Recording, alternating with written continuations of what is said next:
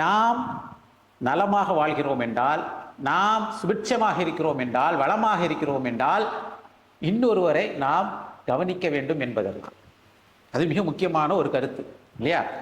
நபிகள் நாயகம் ஸல்லல்லாஹு அலைஹி வஸல்லம் அவர்கள் சொன்னார்கள், அத்தீனு நசீஹா, மார்க்கம் என்பது, தீன் என்பதே நசீஹா என்று சொன்னார்கள். நசீஹா என்பதற்கு பலவிதமான அர்த்தம் இருக்குது, அறிவுரை இருக்குது. ஆனால் மிக முக்கியமான ஒரு அர்த்தம் என்னவென்றால் பிறர் நலம் நாடுவது, அதுவும் நசீஹா தான்.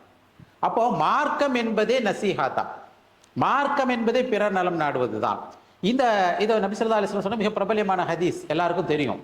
அப்போ பிறர் நல்லா இருக்க வேண்டும் என்பதை நாம் சிந்தனையில் ஏற்ற வேண்டும்.